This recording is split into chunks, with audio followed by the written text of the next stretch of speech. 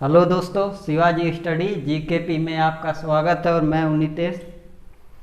दोस्तों, हम लोग आज संविधान देखेंगे और संविधान में देखेंगे नागरिकता के बारे में। इसके पहले वीडियो में हम लोगों ने देख लिया था संविधान का संविधान का निर्माण कैसे हुआ था। तो अगर वो वीडियो आप लोगों ने नहीं देखा तो प्लेलिस्ट में जाकर देख लीजिएगा। और इसमें हम देखेंगे नागरिकता के बारे में। तो देखिए, भारतीय संविधान के भाग 2 नागरिकता जो है, भारतीय संविधान के भाग 2 में अनुच्छेद 5 से 11 में यह प्रावधान किया गया है नागरिकता के बारे में। क्योंकि एग्जाम में पूछ लेता है कि नागरिकता किस भाग में है, तो नागरिकता भाग 2 में है। नागरिकता भाग 2 में है। और पूछ लेता है कहाँ से कहाँ किस अनुच्छेद में प्रावधान किया गया है, तो अनुच्छेद 5 से 11 में नागरिकता के बारे में प्रावधान किया है। भारत में ब्रिटेन के समान एकल नागरिकता के बारे में दिया गया है। क्योंकि ब्रिटेन में भी एकल नागरिकता है और भारत में भी एकल नागरिकता है। और आगे देखते हैं अमेरिका। भारत में तो एकल नागरिकता प्रावधान है। एकल का मतलब है कि एक आदमी के लिए केवल एक ही कानून है। ये नहीं कि आप यहाँ कुछ कर दिए वहाँ कुछ कर दिए, दंड तो दोनों का मिलेगा। लेकिन जैसे मान लीजिए वोट के बारे में है, तो आप 2 बार वोट नहीं डालते, केवल आपको एक ही बार डालने का अधिकार है। क्योंकि आपका केवल एकल नागरिकता, तो भारत में एकल नागरिकता का प्रावधान किया गया। अमेरिका, यहाँ पर दोहरी नागरिकता के बारे में है। अमेरिका में दोहरी नागरिकता का प्रावधान किया गया। और आगे अनुच्छेद 11 के अंतर्गत संसद को नागरिकता के संबंध में विधि या कानून बनाने का अधिकार किसको है? संसद को है। संसद को यह शक्ति दी गई, जिसके तहत संसद द्वारा भारतीय नागरिकता अधिनियम 1955 में इसे पारित किया गया था। अब तो मान लीजिए 1955 में पारित हो गया, लेकिन कितने प्रकार से नागरिकता आप ले सकते हैं? तो भारत में आपको नागरिकता लेने के लिए संविधान में 5 प्रकार का प्रावधान किया गया है। पहला देखते हैं जन्म के द्वारा कोई व्यक्ति जन्म से भारत का नागरिक हो सकता है। कोई व्यक्ति जिसका जन्म 26 जनवरी 1950 या इससे पहले भारत में हुआ हो, 26 जनवरी 1950 या इससे पहले भारत में हुआ हो, वह भारत का नागरिक होगा। नागरिकता संशोधन अधिनियम 1946, नागरिकता संशोधन अधिनियम 1986 86 के अनुसार जन्म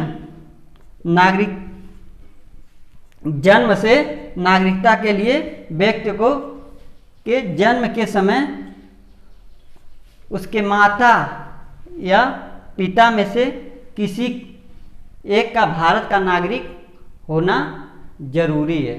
जैसे जन्म के द्वारा, तो जन्म इंडिया में ले लिए, तो इंडिया में ये अधिनियम आया था 1986 में। यहाँ पर माता या पिता में से किसी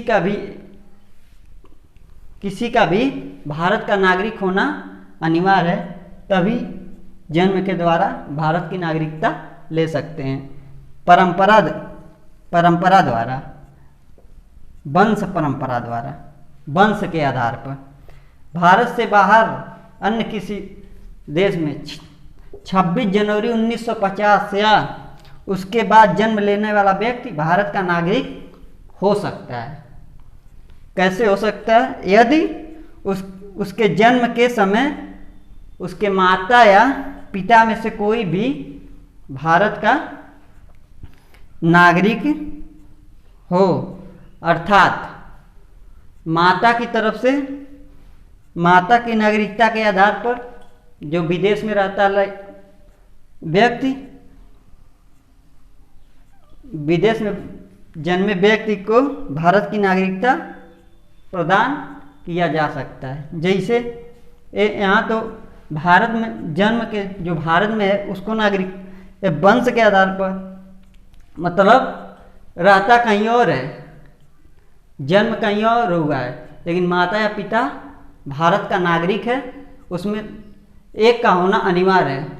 उस आधार पर वह वंश परंपरा के आधार पर वह भारत का नागरिक हो सकता है। यह प्रावधान संविधान संशोधन अधिनियम 1992 में पारित हुआ था।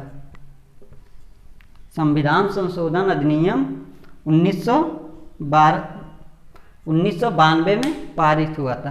फिर आगे देखते हैं।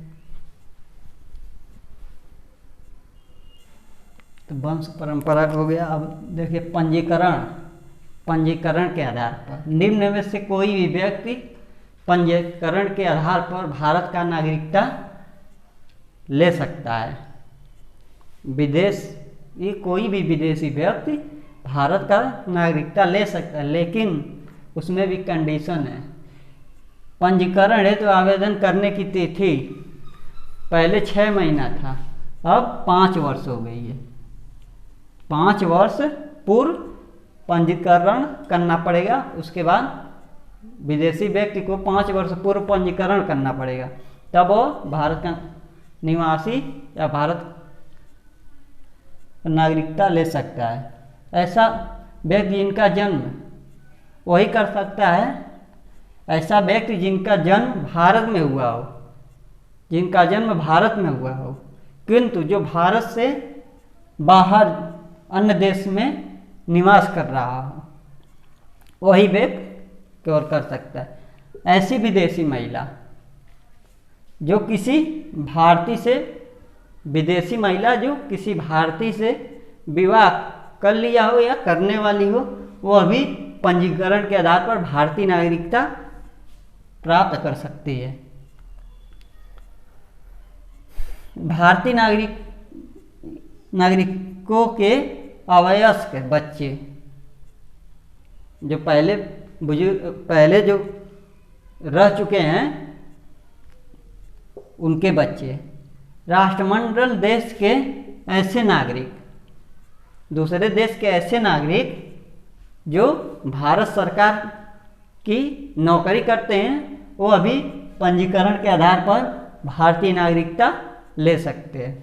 अब आगे देखते हैं देशीकरण द्वारा। देशीकरण द्वारा कोई विदेशी व्यक्ति जो वयस्क है और भारत में 10 वर्ष भारत में निवास कर चुका है, देशीकरण में वही व्यक्ति कर सकता है नागरिकता के लिए आवेदन जो पहले से भारत में 10 वर्ष तक निवास कर चुका है। भारत सरकार से देशीकरण, जब 10 वर्ष निवास करने के बाद वह भारत सरकार से देशीकरण का प्रमाण पत्र लेकर भारत का नागरिक बन सकता है। ठीक है, आगे देखते हैं भूमि अर्जन द्वारा।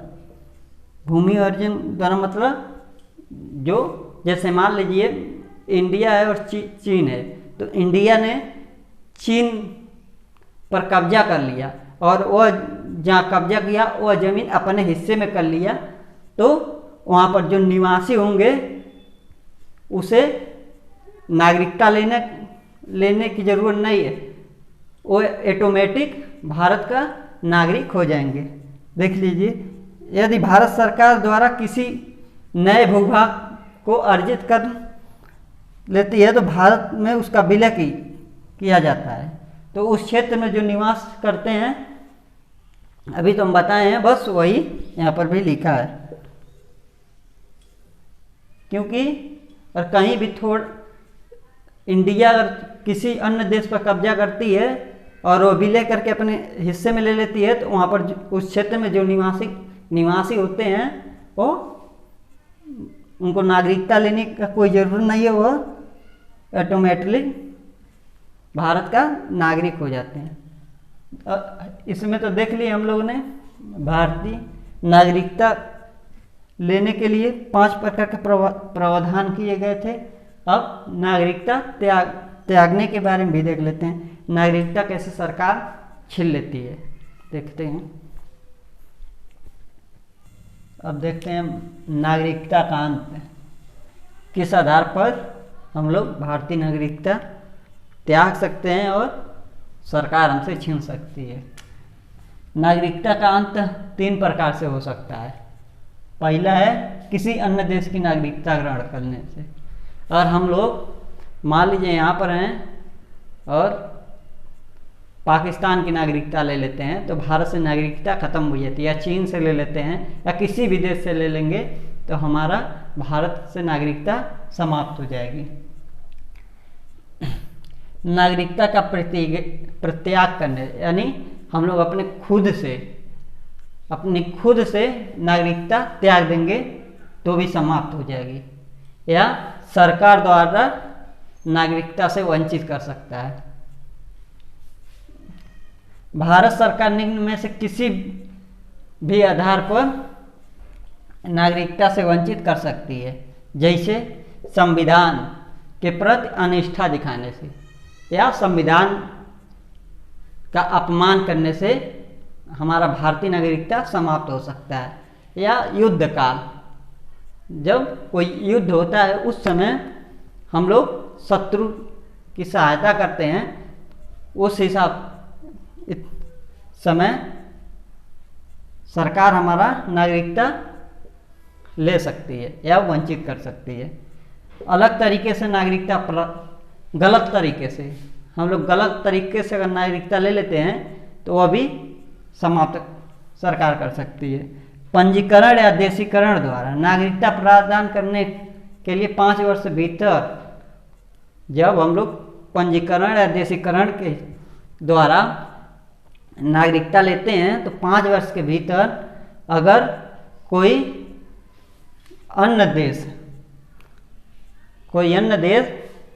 में आप चले जाते हैं, वहाँ पर आपको 2 वर्ष की सज़ा हो जाती है, तो भी भारतीय नागरिकता का अंत हो जाएगा और आप भारतीय नागरिकता से सरकार वंचित कर देगी।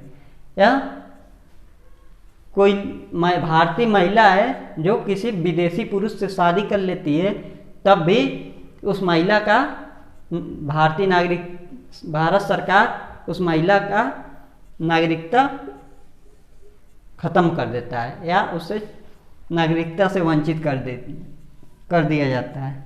और लगातार कोई भारतीय व्यक्ति है और लगातार 7 वर्ष से ज़्यादा भारत से बाहर रहता है, तो भी उसका नागरिकता का अंत हो जाता है। बस आज के लिए इतना ही, फिर मिलते हैं अगले वीडियो में। तब तक के लिए अगर वीडियो अच्छा लगा तो शेयर कीजिए, लाइक कीजिए, सब्सक्राइब कीजिए। तब तक के लिए धन्यवाद।